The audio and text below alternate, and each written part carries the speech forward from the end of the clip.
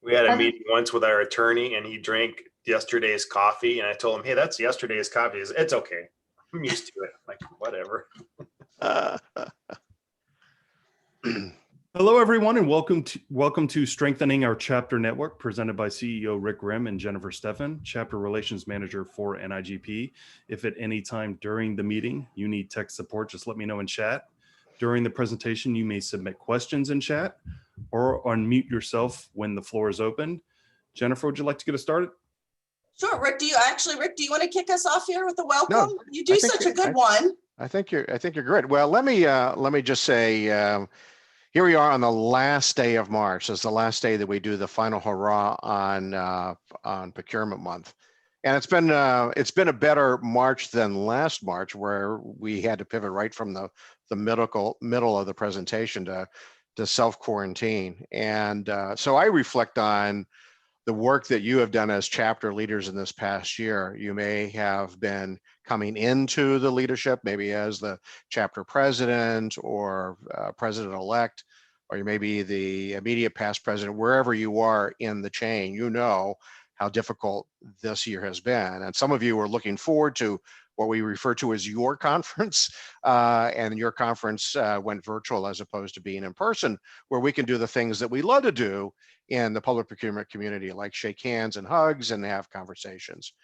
So just as we bring a close to the 2021 experience on procurement month, just a thank you and a tremendous amount of gratitude that we on the NIGP family extend to you for the work that you've done. We know it hasn't been difficult, but I think out of that disruption, we're just seeing how we thrive in this kind of new normal and look at the opportunities that are available to us. I've heard folks say, you know, I never in a million years would I have done a virtual conference. And now they're saying, you know, by the way, I think virtual conferences are here to stay, and they give us an opportunity to connect with people that can't travel to our conferences when we hold them. So there's always that silver lining behind the difficult times. And I know that you were thinking about how you're going to move your chapter forward. So again, just grateful for what you've done as a chapter leader, what you've done as a procurement professional, delivering the very, very best value to all of your citizens, particularly the people that are in public health care and your first responders. You were there, you were resilient, and for that, we are very, very grateful. So with that, absolutely, Jen, why don't you take it away? Sure. Again, thank you everybody for being with us today. We are not in the normal webinar platform here, so please keep yourself on mute as we present, and then we have designated times that we'll do questions. Please feel free to take yourself off mute and ask a question, or you can always type it in the chat box. Rick and I will be watching that. Yesterday, I sent you a reminder for this call and a document, the guiding principles and operation framework. So what we're going to do is actually go through that document with you here today. We'll talk about how we came to that document, where we are currently, and how that framework and principles move us forward. So I think the first place for us to start is to reflect on some mutual achievements that we have obtained within the chapter structure itself.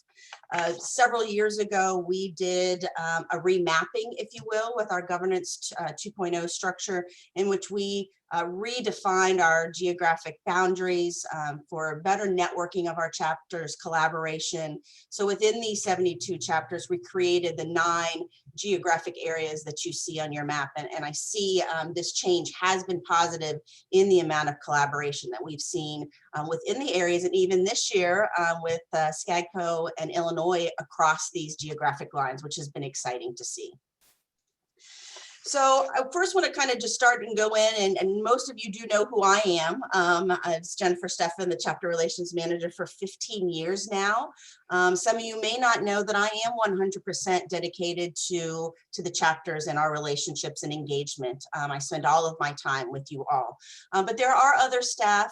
Karen Robinson is probably somebody that you have worked with if you've hosted NIGP courses. She helps schedule all of those. But you always have access to not just the two of us, but our CEO levels as well as our directors for any type of discussions, engagement. We're all here to help support the chapters.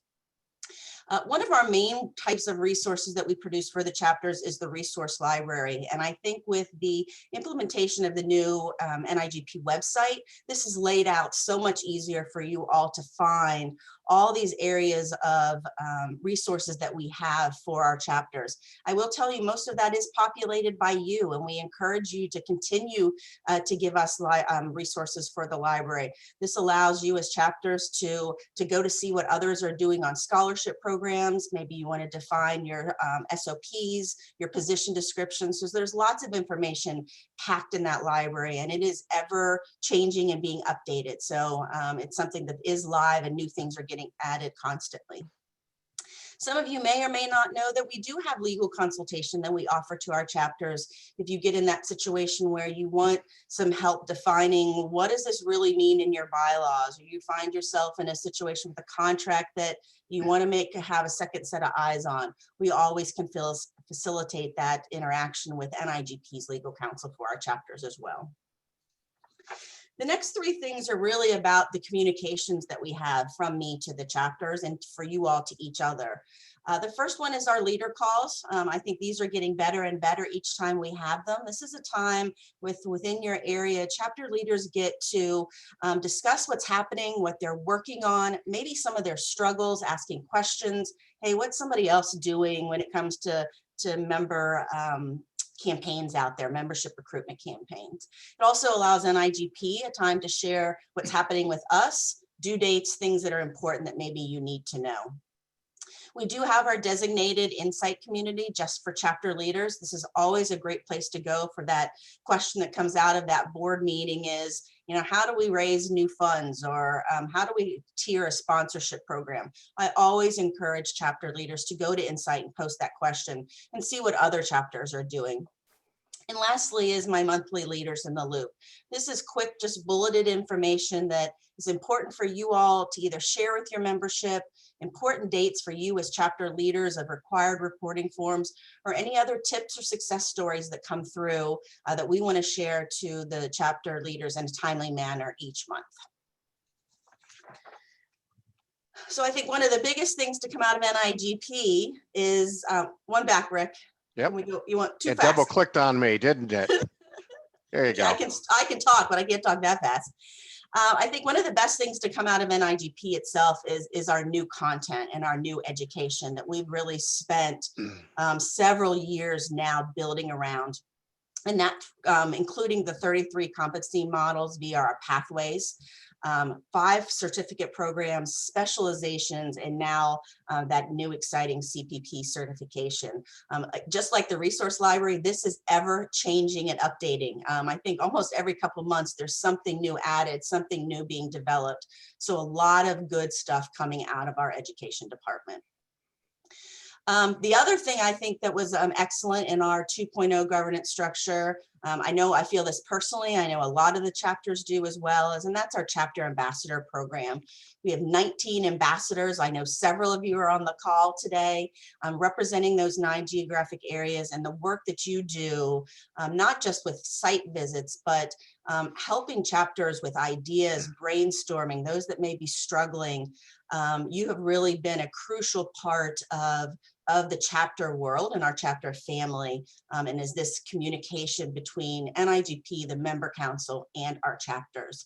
I think what some chapters don't know is they do, you may see them at a chapter visit or hear them on a leader call, but they do so much behind the scenes to help support me, to bring resources to you all.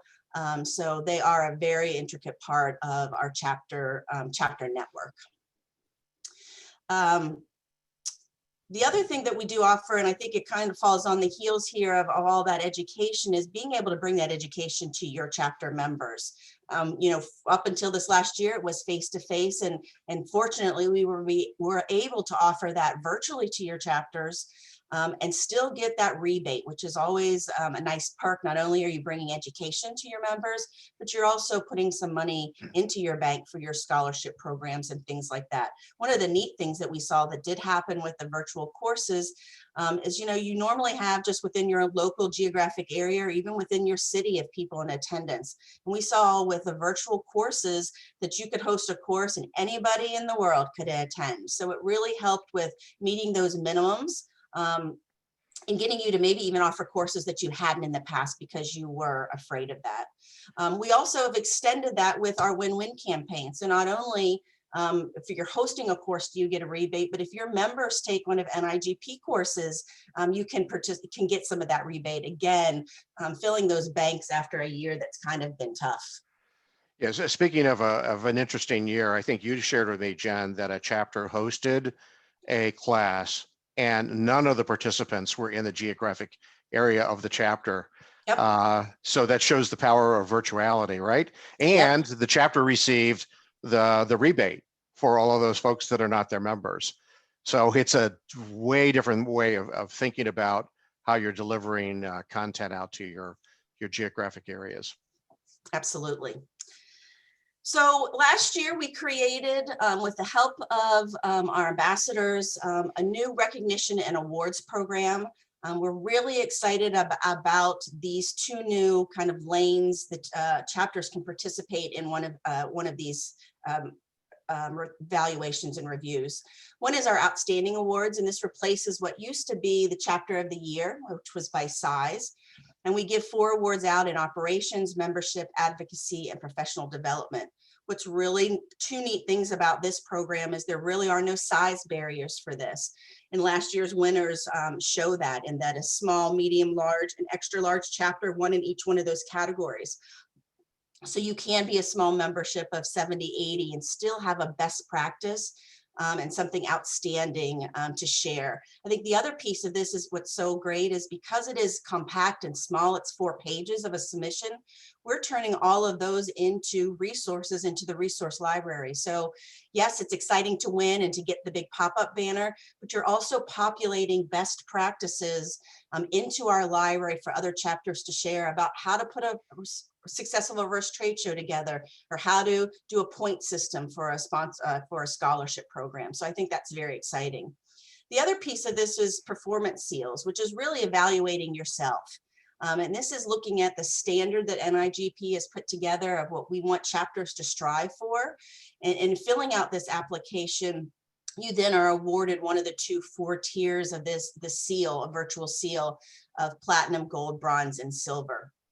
This is an exciting way for your chapter to share out to your membership that you've earned that seal and that recognition. It is something that you have to apply for each year to keep a seal for that year. You can move up and you can move down. You can go a little bit of both ways. But I tell chapters, even if you are not in the place to fill this out or participate right now, I do encourage you, and I could certainly help you through that as a chapter that hasn't.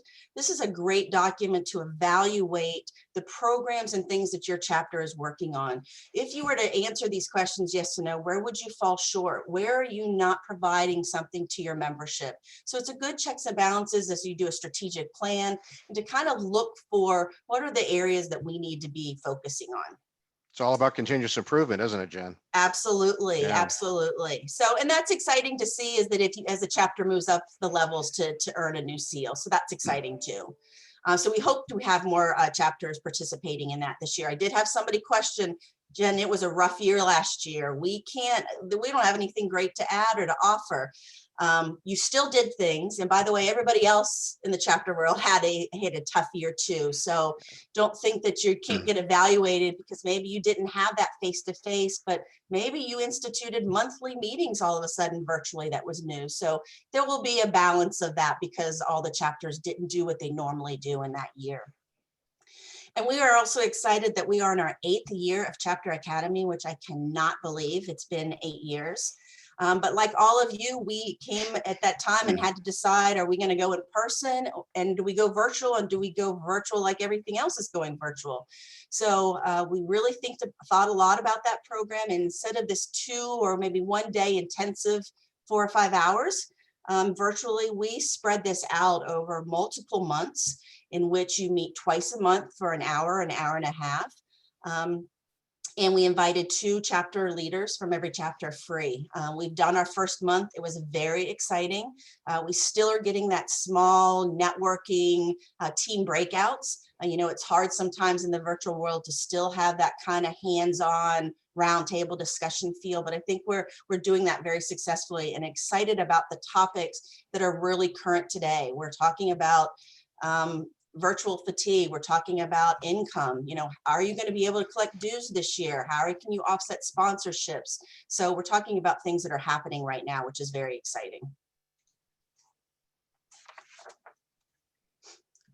This year also, I feel like a lot of new things came out this year. We were honored that Sourcewell gave NIGP a significant amount of money for scholarships.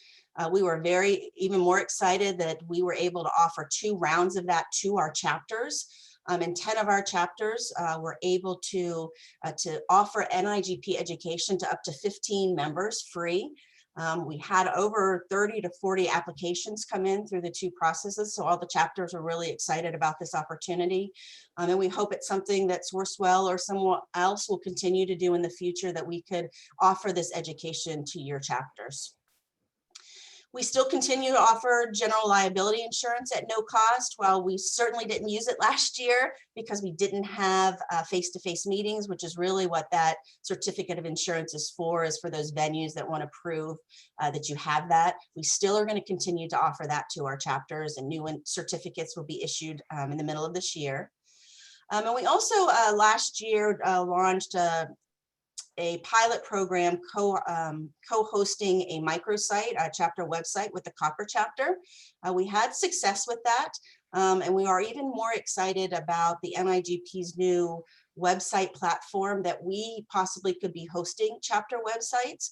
Our marketing and IT team is working on focus groups right now to talk to chapters to see, you know, what is it that you would want in a chapter hosted website. As all of you know, it's not just the www or HTTP, it's really that back end. It's that management process. So we really are trying to find out what works and doesn't work with the platforms that you're on, and hopefully in the near future that is something that of value we can offer to our chapters. And I saw a hand clap there by Nicole, so I like to see that. Yeah, so Jen, it's thank you for you know, bringing the kind of the year in review, or the work that you have been doing with the chapters, chapter ambassadors. I see several of you are on the call. You know, every time I mention a chapter ambassador, I will forget one that's on the list, but I see Alyssa's on the call, and Bill's on the call, and Debbie's on the call. The work that you have done as chapter ambassadors is amazing, and we're real grateful for it.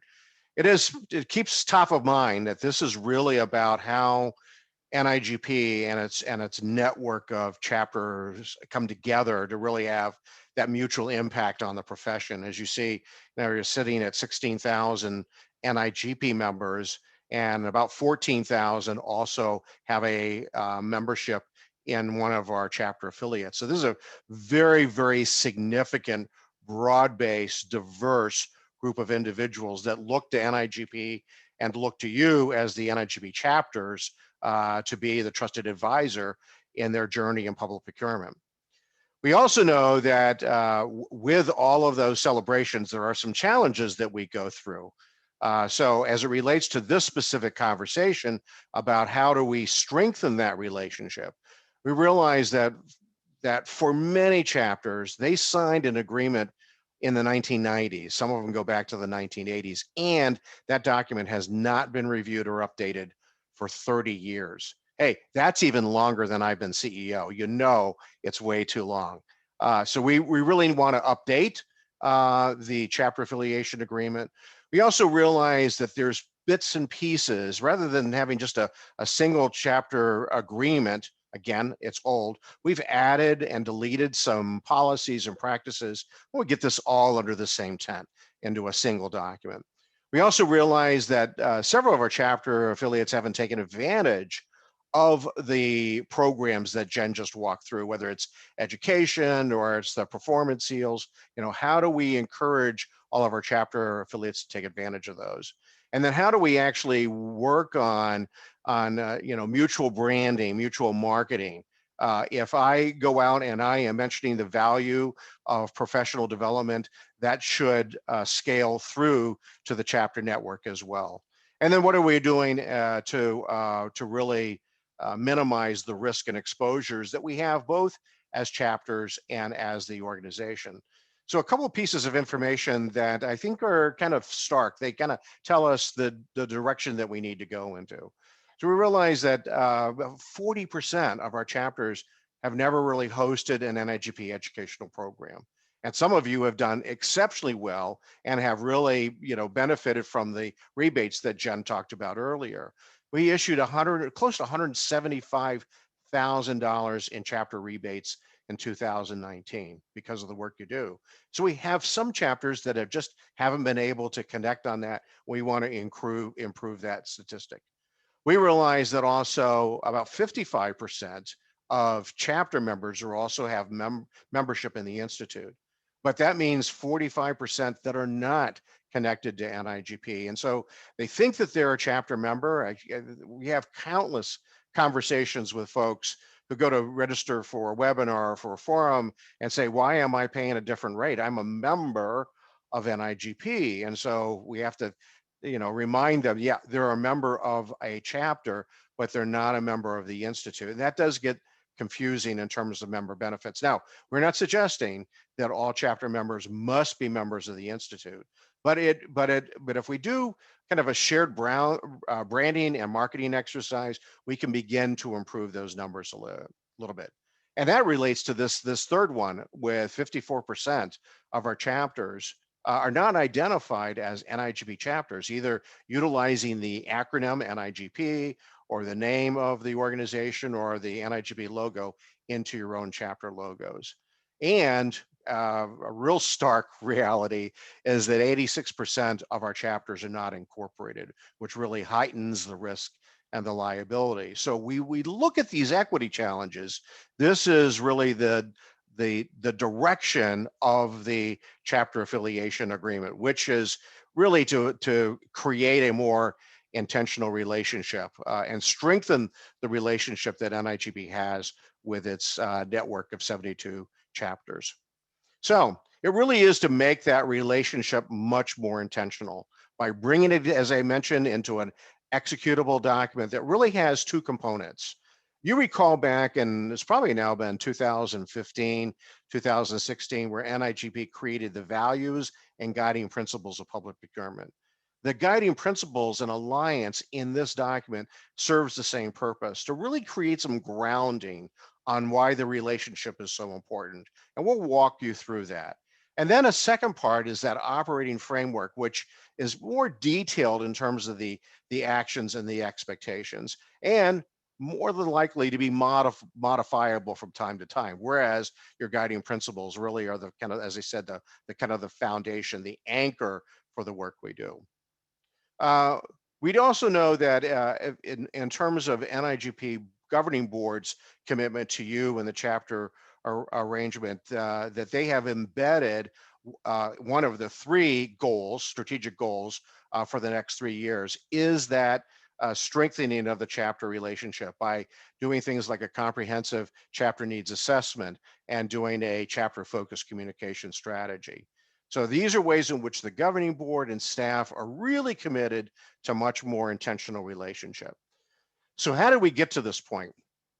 Well, when we were developing these principles and operating framework, we actually rely, just as you rely on NIGP for best practices and chapter networks, we rely on the association world to help us understanding. So we actually began this conversation with a publication that's available through the American Society for Association Executives, or ASAE, that developed a handbook that says, here are the best practices where you engage the stakeholders in that relationship. Now, quite honestly, in association world, the word chapter and the word component are interchangeable. So they utilize both of those terms interchangeably. But what this handbook was doing is was giving us a blueprint of the things that we need to consider. And then we brought those elements together, brought us a very, very small team of your colleagues that have not only a legal background, but also have had leadership experience in our chapters to begin forming the draft. And the draft went through 7 or 8 iterations, including a group of 16 chapter stakeholders. A couple of you are on this call this morning that represented not only NIGP governance, the member council, the governing board, the chapter ambassadors, and the chapter leaderships to get some initial feedback, some things that we needed to tweak. And then we finally took that document to the NIGP member council and the governing board for approval. The reason why I'm spending some time on this is I want you to realize this is, again, a very intentional conversation. Jen and I didn't sit together in an afternoon on a Zoom call trying to figure out how we put this together. This is a very, very large, comprehensive, inclusive conversation about how do we build the best operating framework and guiding principles for you. So with that, let's begin to have this conversation about what's in this particular document called Principles and Operating Framework. And Jen, let me turn it over to you on the guiding principles. Thanks, Rick. So again, for that document that I attached to the email yesterday, these are the 2 sections that Rick just talked about, and I'm going to go through these guiding principles. Again, I think a lot of these things we are doing in action, but we haven't collectively put them down to say that we are in partnership working on these together. This is kind of the mom and apple pie approach. Correct. So first and foremost, NIGP is that premier global profession, and we feel that you don't get there without our chapter network. NIGP has always felt very strongly that we are not who we are without that work at the local level and our chapters. And NIGP depends on our chapters to be that local face of the Institute by engaging and supporting your local practitioners, not only with hosting NIGP education, but certainly creating stuff very specific to the needs around your membership in that state or area. Together in partnership, we're powerful to the public procurement community. It's not just NIGP and it's not the chapters. It truly is a partnership together.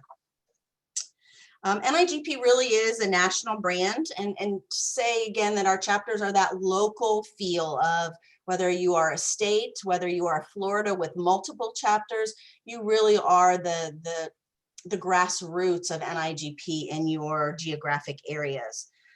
We provide financial and legal structure, rights and responsibilities, as well as we take risks and opportunities. And I think NIGP has shown that through the last couple of years of some of the things that we've come out with and produced and taken that risk and chance.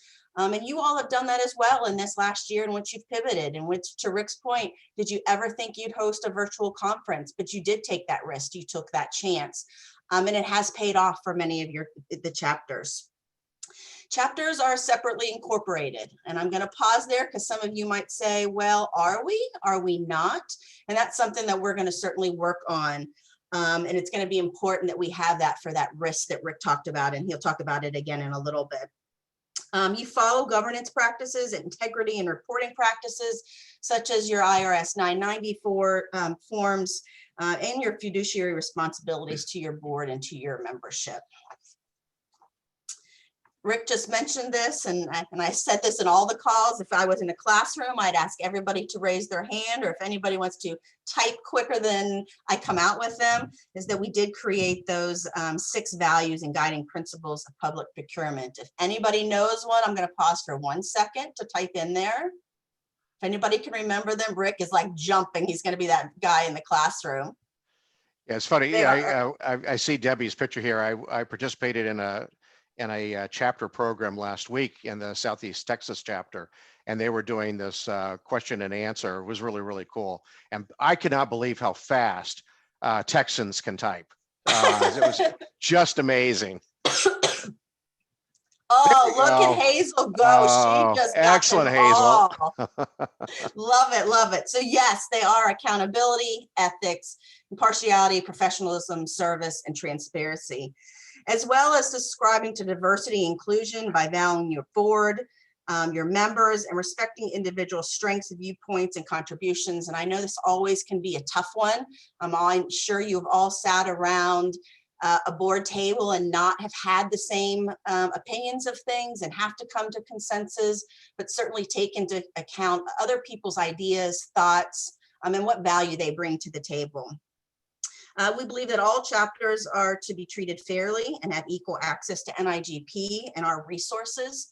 And that's very important to us, that just because you're a big chapter, you're not put on a pedestal as only the one that we give some attention to. We want to make sure that all of our chapters, regarding of their size, membership, get that fair and equality treatment, not just from NIGP, but from outsiders as well. Yeah, and that also means real consistency across all the chapter Yep. networks. So a consistent approach to branding and marketing, consistent approach to education. Everything that you'll see in this guide is looking for consistency across the chapter network. We have an obligation to serve the professional needs of our respective members, whether it be through knowledge, learning, resources, networking. I know most of you certainly probably sit down and if not do a formal strategic plan, talk about what you want to be offering to your members over the next year. And certainly asking them, what are their needs? What is it that you should be creating as a chapter to provide that space of knowledge and learning? We want to create an environment to trust and respect while having open communication. And I think we do that within the chapter network, as having our leader calls and making sure that we're engaging, and as well through our chapter ambassador program. We want to work as partners to advance the profession and the mission of NIGP. And again, I think a lot of these things happen and are happening. Again, it's just not in this nice comprehensive agreement that we all kind of see it on paper. NIG pleased that our brand, reputation, integrity is cultivated by parties are tethered together. Again, this goes to that point of it's not an us or them. It's not the chapter, it's not the institute. It really is us combined together. And lastly, this is my most important one, and I think that's just a personal, because I've worked with volunteers and especially chapter leaders for over 20 years now, is how really important you are as leaders. This, to some of you, is not even your second or third priority in your life, and the amount of commitment and work that you put in at the chapter level astounds me sometimes. I don't do it personally, and then when I see you all do it, it's quite incredible of what you all can get done and do as a group locally with your chapters. And I think on the other side of that, it's important to make sure you recognize those leaders and the volunteers and the work they do. I see it through awards that you give out for volunteers, or a volunteer appreciation day, and send gifts or whatever it might be, is certainly letting people know that they're appreciated for the work that they do. Great. Hey, Jenna, I don't see any questions coming up on the chat box. Well, we could open up Mike if you wish to do that. I don't know if folks have any questions. I will move into the operating framework. Again, but I if you think want to take yourself off mute and ask, raise your hand. Yeah. What we're doing, particularly with the guiding affiliation and agreement, is really to affirm the relationship that we have and just be very, very clear and intentional about it.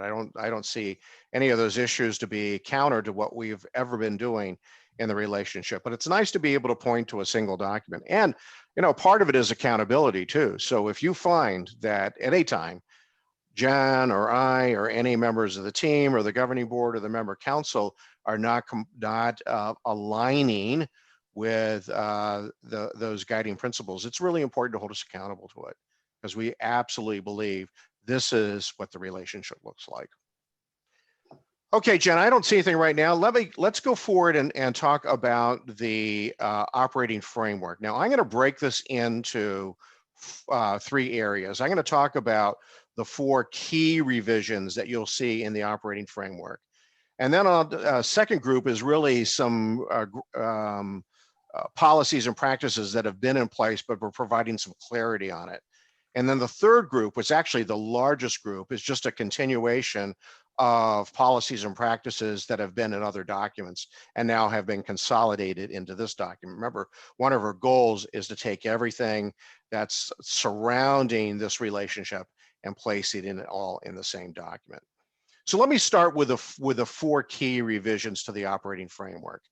And what you'll notice here is that as I walk through each of these, you'll notice on the right-hand side, I'll talk about the specific kind of a phrase or term, and you'll see a parentheses next to it. That parentheses actually relates to the section in the operating framework. So if you have that next to you and you want to refer back.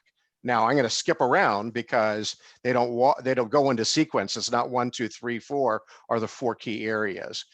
So stay tuned. We found after we did our first webinar that it was better to actually lump these issues together. So let me start with incorporation. What we're asking is that that all chapters become legally incorporated, and this has got a decent long tail so that we can work on it. December 31st, 2022. So, you know, a year plus 9 months to work on this issue. Now, like anything that we would do that ask you to do something differently, we're here for you. So NIGP is going to provide that assistance, that financial support to make it happen. Now, if you're already incorporated, we're not worried about that. If you are not incorporated, and 89% of you are not, there are a couple of options that we can pursue. One option, as we talk with our legal counsel, is that we could incorporate you in DC, the District of Columbia, and then you could be doing business as in your respective state. That's an option because the DC structure for nonprofits is fairly easy and a low cost. But we're not saying if that doesn't work for you that that's the way you have to go. The key really is the reason why we made this such a long process is so that you had more than adequate time to kind of think what's best for you. But we're going to provide you the assistance, and assistance will initially come through Jen. We'll provide the financial support. So if it costs you, you know, $200 or $300 to incorporate, we're going to reimburse you for that, or we'll pay it up front, whatever happens. But the issue really is that if you're not incorporated, then anything that happens at the chapter level could spill into you individually as directors and could spill into NIGP. You have a situation where you run an event, someone falls, significant injury, you have that liability that's there. And they can come for not only the assets of the chapter, but they can come in for the assets of the institute. And conversely, if we're doing something that's tied into your chapter event and something happens, I don't want them to come and come after the chapter as well. This is by far a very, very clear best practice. And when we talk to the folks who have best practices, and we said, well, quite a few of ours are not incorporated, they said, that is an issue you want to resolve as quickly as you can. So Jen, did you want to talk a little bit more on this in terms of your game plan? Sure. So again, we've given a lot of time for this. It's not necessarily a quick process. In some cases, it might need to be a review of your bylaws or articles or constitution. And we will certainly offer legal assistance reviewing those as well. So again, for that time, I'm going to be reaching out to the chapters by area. Again, with 80% of it, it's overwhelming and a lot to kind of manage. So I'm going to reach out by area. That does not mean that if you want to start looking into incorporating in Utah, to go ahead and do that. You might find it's very simple there and you want to do that process and you send me here, it cost us $100. Can you reimburse us? It can be done. It can be that simple. In some of the other calls, we found some states are a little bit more difficult. Kansas was difficult. California is difficult. And that's why we're offering that option for DC as well. That way I actually am going to manage it for you. And then you just need to do that DBA of doing business in your state. So there's options. So again, you can wait till I reach out to you, or you can start talking with your board, looking at what's the best option for you. But we will assist you through all of that. Good. Thanks, Jen. Mhm. So incorporation is the first one. The second one is how do we mutually support each other in terms of that success? So uh, some of this is almost just kind of an iteration that what we have been doing.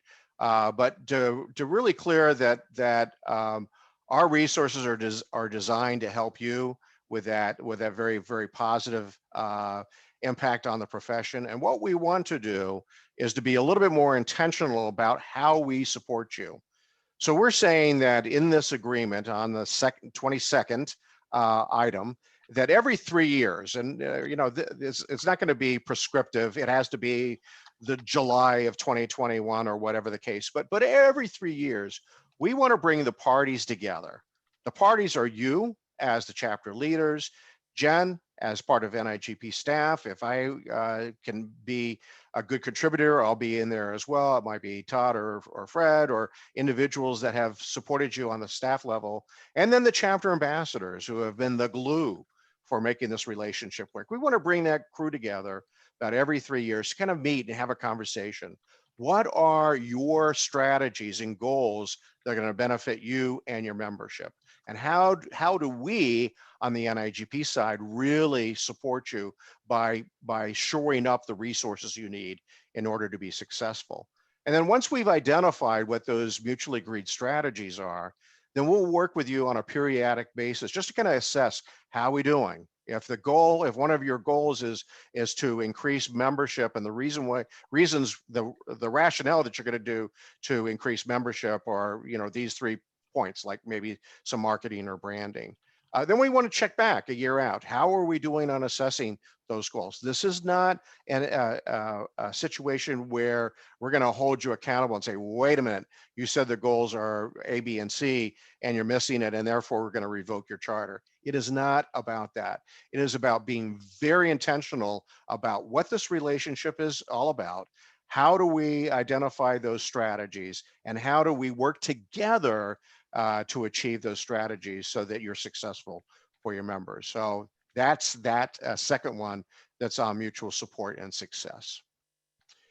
The third one is on branding. And as I mentioned earlier, about 55%, the majority of NIGP chapters do not have NIGP embedded into the brand. So when you would go into a chapter website, some of those are magnificent websites, by the way, you would never know there's a connectivity, intentional connection between you and the Institute. So we're asking that the chapters incorporate either the NIGP, that acronym NIGP name, or the name of NIGP, the Institute for Public Procurement, or the NIGP, the new NIGP logo into the chapter logo. Now, the way in which to get this, and again, this is a little bit of a long tail, and we'll work with you on it because, again, this is something new, and this is something that may cause you some cost and some conversation. So we are going to support you on that. But our first step is to kind of provide, maybe 3 templates, and we'll do this by the end of June. 3 templates to give you some view of what this would look like. So it may be the beautiful logo that you had for years, and we simply put on the bottom a chapter of NIGP. Or you want to put, because of the way that your logo stretches, you may want to put the NIGP, the Institute for Public Procurement. Doesn't really make any difference as long as somewhere the brand is connected. Some of you have embedded the NIGP brand, the swoosh. You know how old the swoosh is? Not as old as me, but it's pretty old. It's actually was developed in 2003. So it had a branding rate of about 18 years, which is pretty good.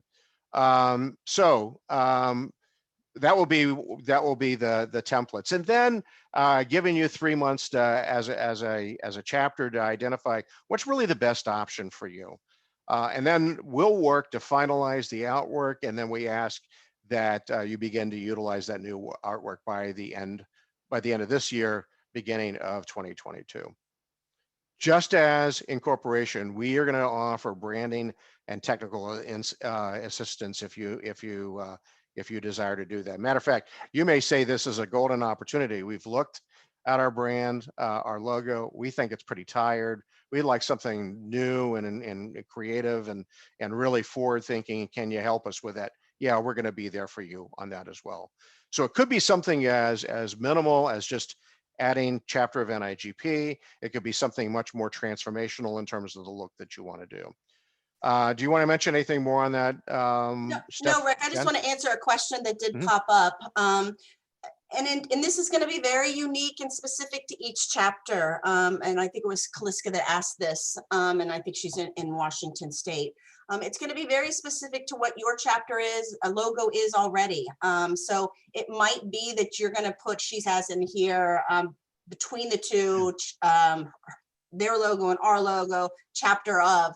That could work as well. But we also want you to think about, and we know most chapters use their logo for print material. So whether it's a tablecloth, whether it's a banner, whether it's pens, hats. So we also want to make sure that you have a logo that's reproducible. So we also don't want to create this big clunky mess. Most of you all still certainly will have the NIGP logo on your website somewhere, either kind of at the bottom or in the upper right hand corner. This is really about incorporating into your logo. So I'd say for your question, let's wait till we get all the samples out there and the options that you have. And then myself and marketing will work with you one-on-one with what you all want and actually what looks best with your logo for you to reproduce and use. So Yeah, and remember the logo, the use of the NIGP logo is one of 3 options.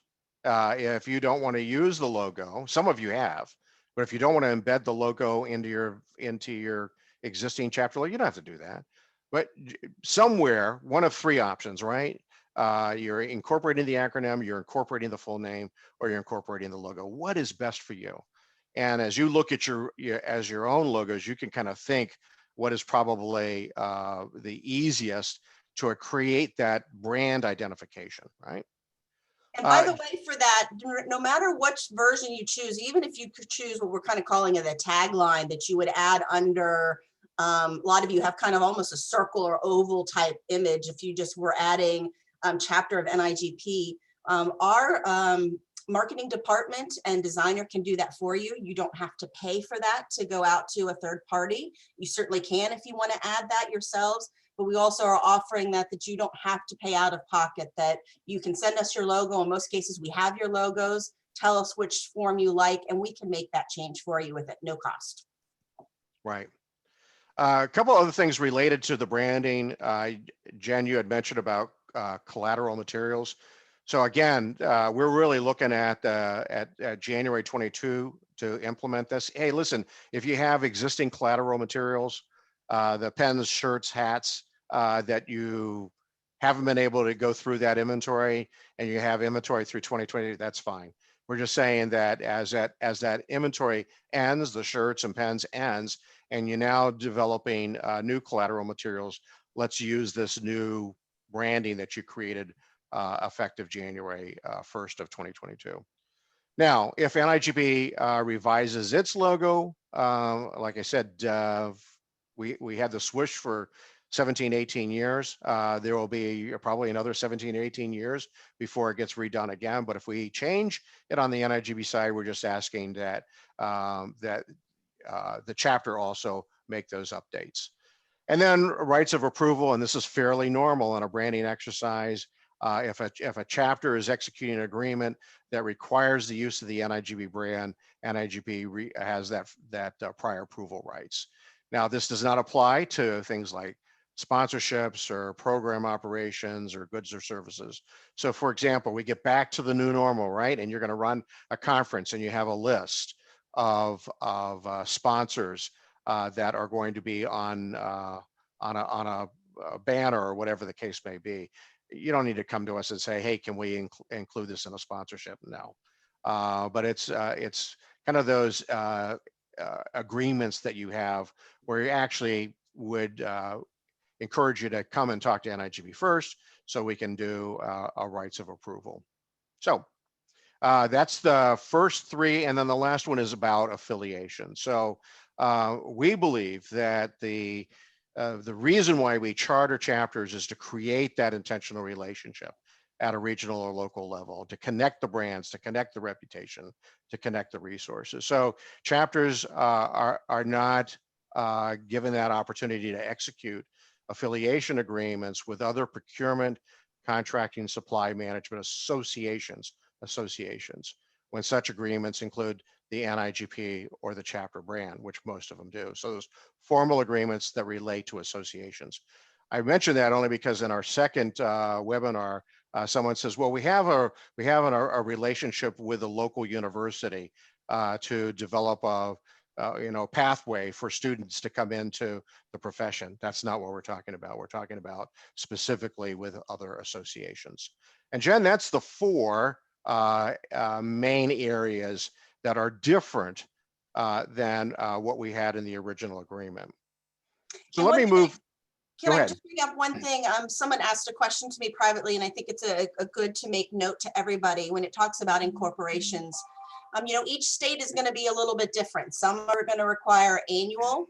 I know the Illinois chapter has it, it's indefinite. It just depends on where you're at. And that's something that we will certainly manage as well, and maybe be part of that required reporting that we do each year to make sure and guarantee that chapters stay current with those things, because it's probably very easy for that to get put by the wayside and for that to become part of your SOPs, that you check and make sure that that is a renewal. But that was a good point, that each state will be a little bit different, and that's something you'll want to look into if you're looking on your own, is what is the renewals within that state as well. Yeah, good point. A good Jen. question. Do we have examples of what could be included in the right of approval? John, I think I'm trying to think about I think there are areas where the chapter creates a formal relationship or takes a position that would have an impact on the reputation of NIGP or reputation of the chapter. I think it's a good question, and Jen, maybe we need to kind of work through that. I know that I call them the team of three because they were the first group to come together to write this.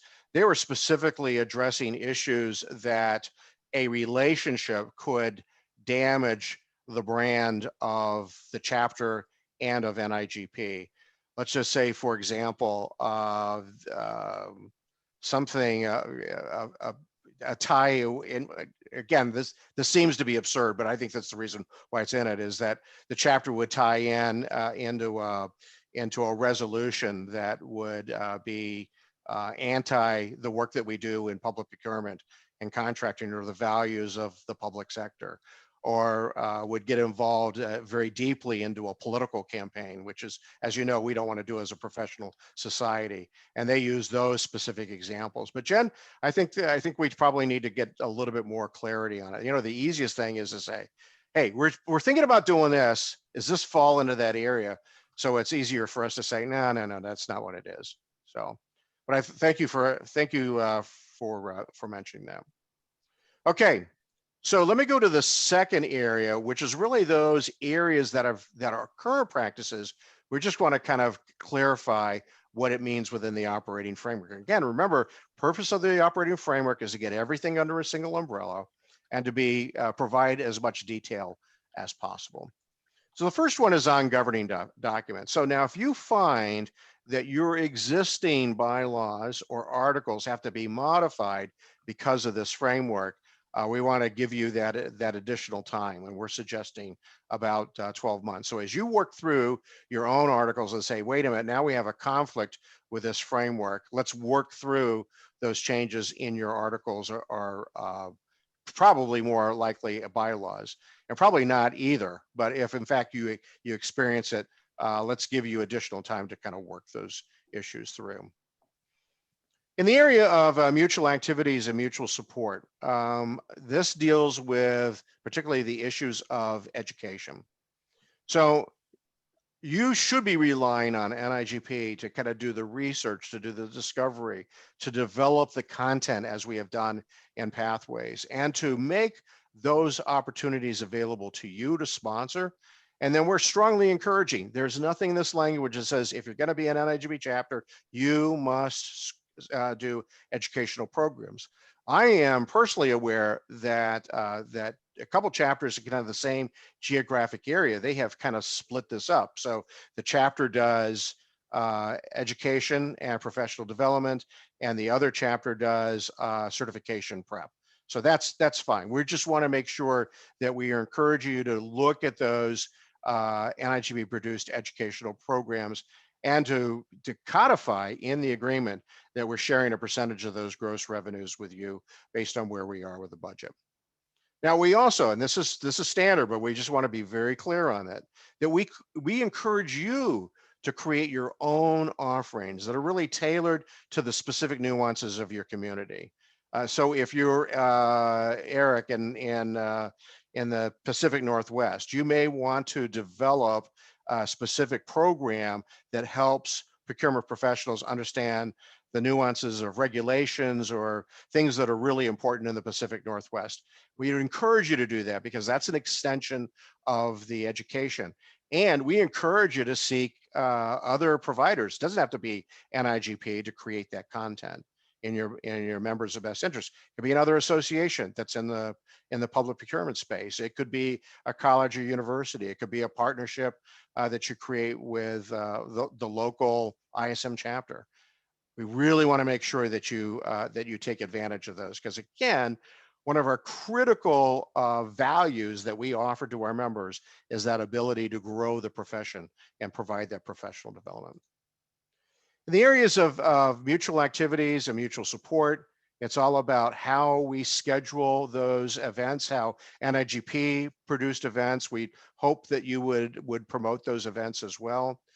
And then as it relates to member recruitment and retention, and we're all in this together, so that if you find that you want to know who's on the NIGP rosters that are not a part of the member structure, we want to be able to share that. I'll talk about that actually in a little bit later with that. But we have a mutual responsibility for attracting and retaining current members, whether they're on a chapter or they're on an institute level, and to really talk about those financial incentives that we create on a periodic basis to meet those goals.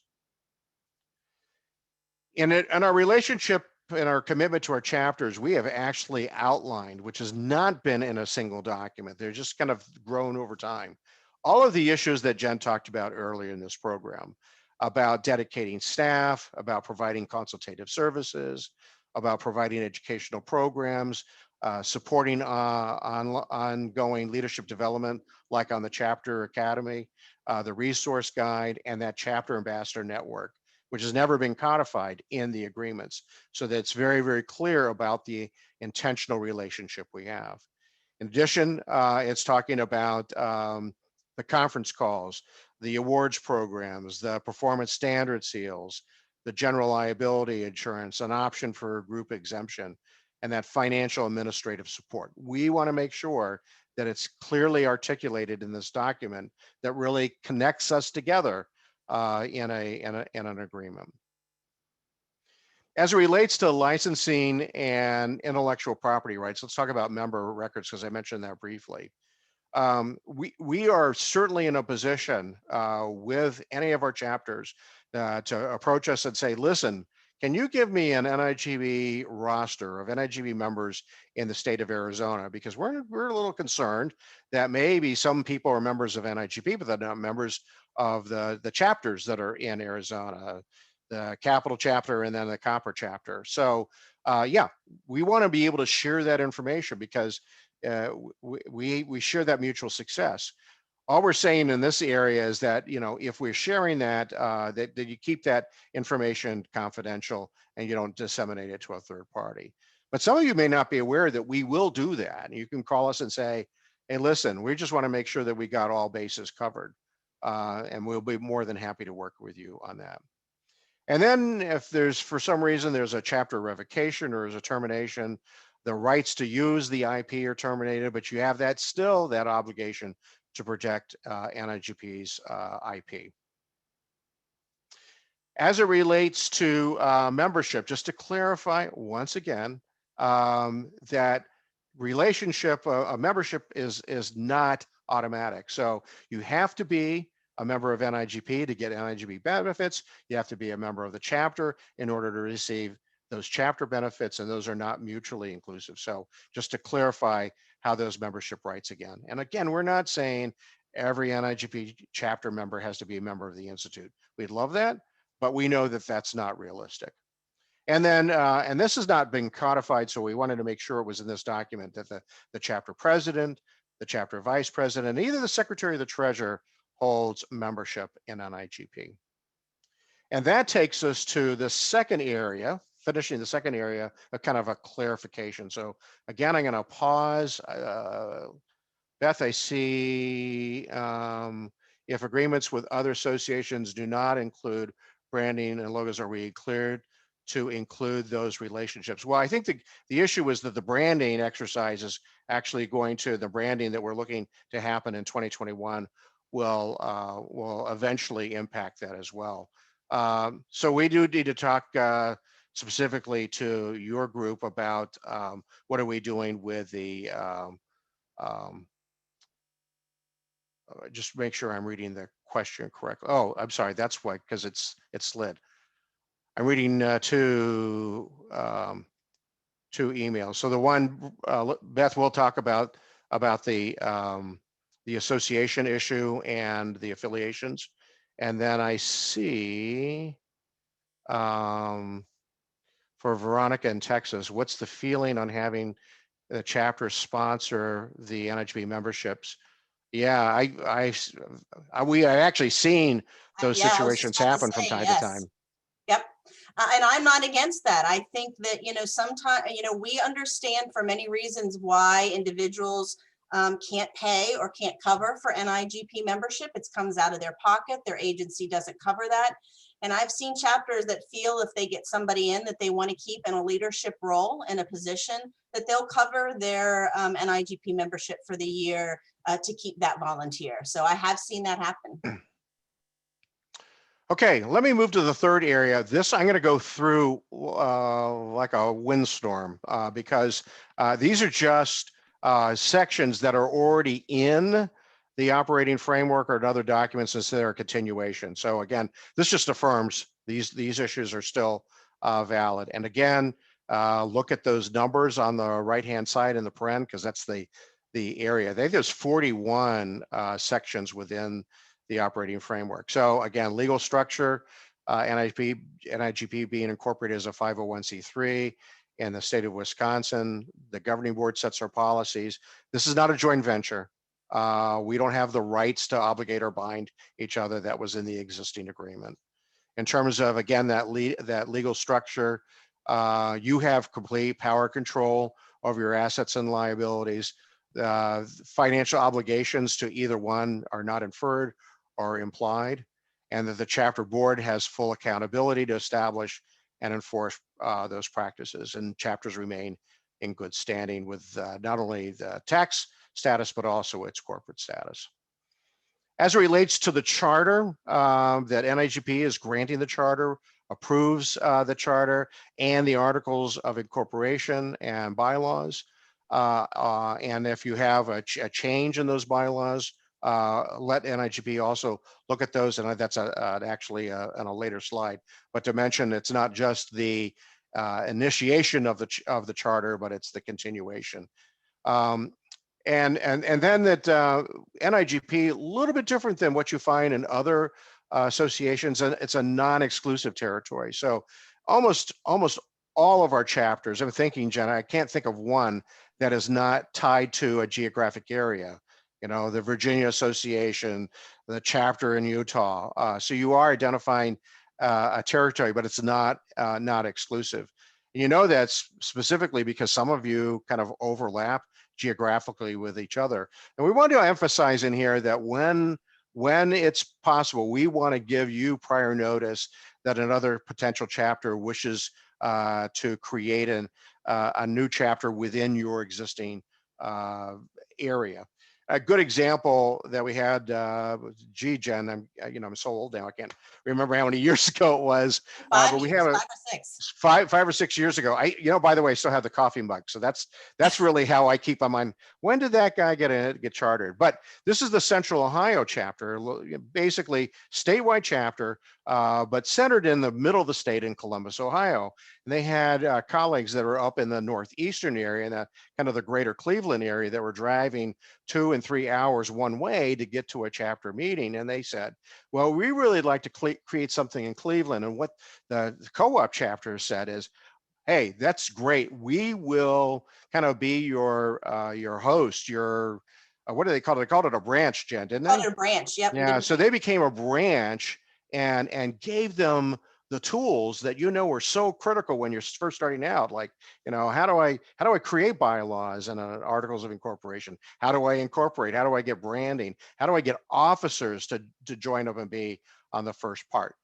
So they actually created it, and then the Northern Ohio chapter eventually became its own chapter and chartered. So these things do happen, and we would encourage you to kind of think that through. We don't go out and promote a new chapter unless we've got an area that is totally uncovered. And we do have some areas of the US and Canada that are not really covered well, and we would encourage chapters there. But just out of courtesy to you, we want to make sure that we will provide that prior notice. And then that the member council has the right to grant or revoke charters, and of course, due process is provided in that opportunity. As it relates to fiduciary responsibilities, as I said earlier, just to review any of your bylaws, we just want to make sure it's in conformance with what is in the NIGB bylaws so that they're in sync with each other. Something that you may not have picked up as you develop your bylaws, where legal counsel said, maybe not a good idea because X, Y, and Z. So having that ability to review them are important. In terms of legal compliance, you're operating in full compliance with the laws and regulations, legal standards. The chapters operate in a financially sound and prudent manner, and that you're maintaining financial and corporate records. Now, these are all in the existing agreement.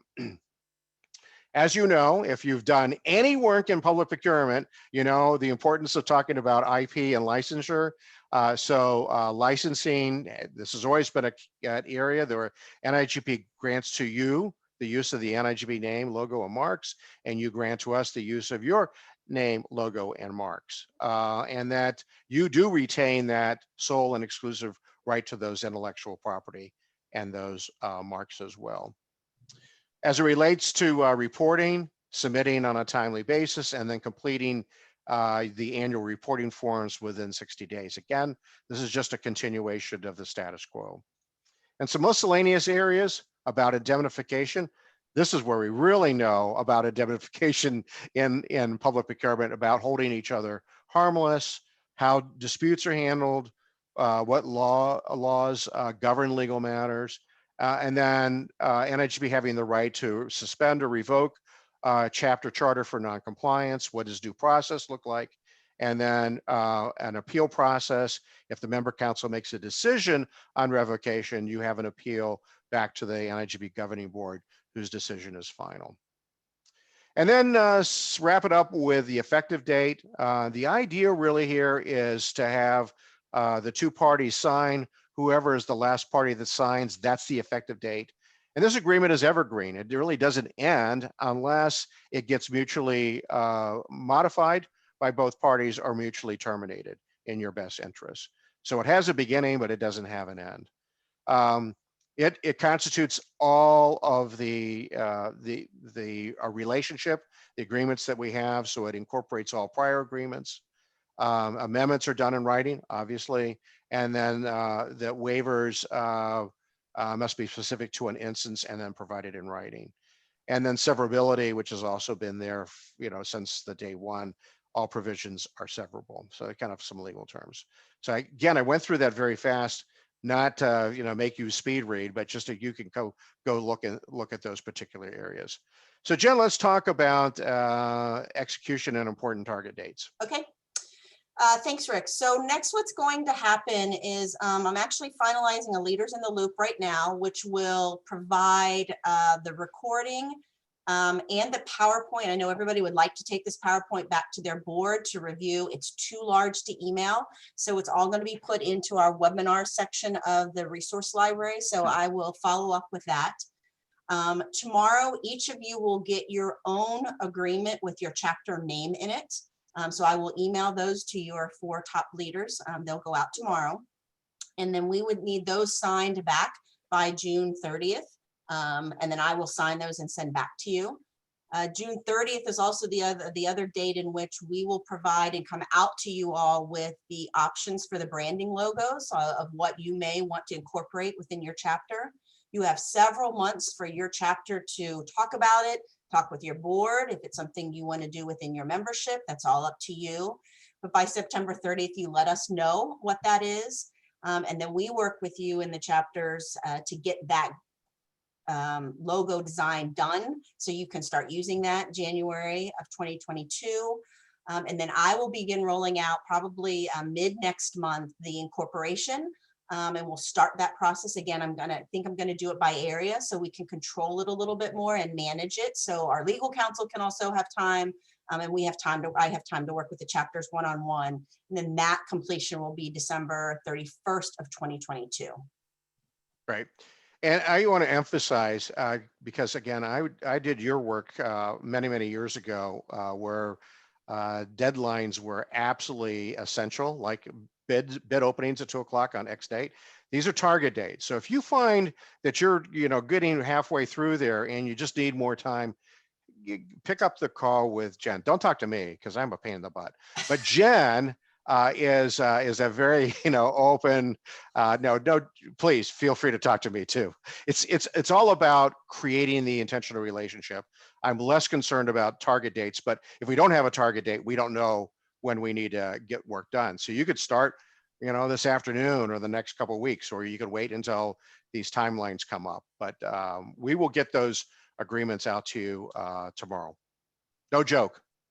No April 1st joke. day. Yeah. I'm emailing them tomorrow. Might be tomorrow evening, but they're going to be out tomorrow. Right.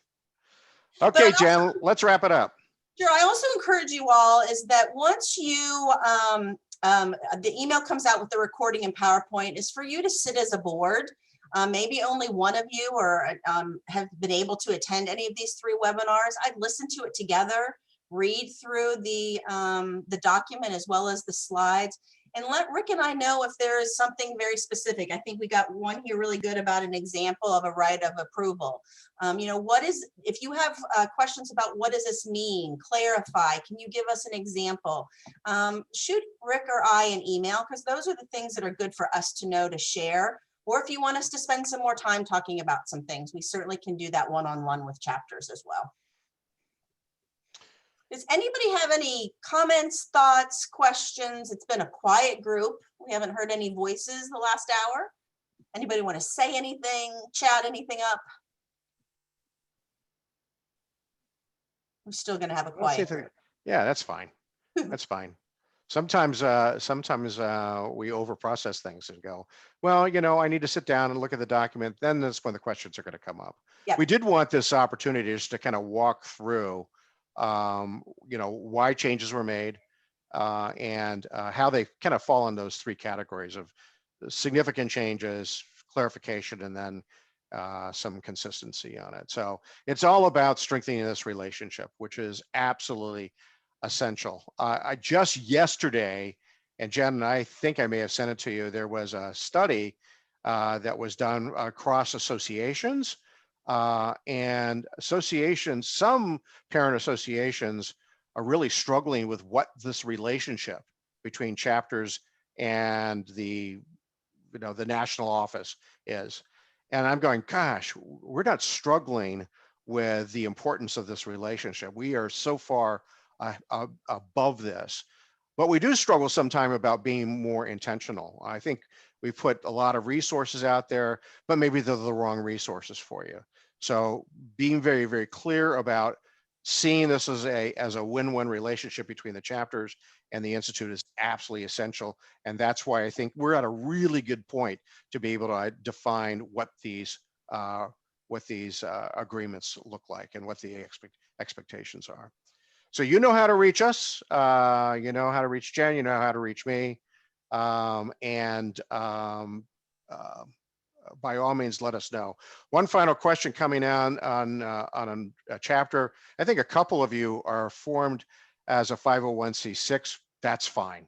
That's fine, because what a 6 will do is it will protect the assets and liabilities that we're looking for. Now, I would have a conversation about whether you want to be a C6, which, by the way, means that you're a trade association. That's the intent of 6s. So it's like the Association of Automotive Manufacturers. That is a C6. And as a trade association that comes together and it brings Ford and Chrysler and all the car manufacturers together to work on advocacy issues, not necessarily the space that we're in public procurement. And one of the advantages of being a C3 as opposed to a 3-6 is a 6 is a trade association and a 3 is a charitable trust. And so you can legally accept donations, tax deductible donations from your members or people that are outside into the chapter.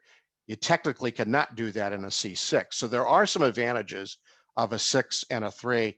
And by all means, I mean, we can give you other examples of that. But if you're a 6 and you're thinking, well, maybe I shouldn't be a 6, what's the level of effort to make that transition? And is it a better for you?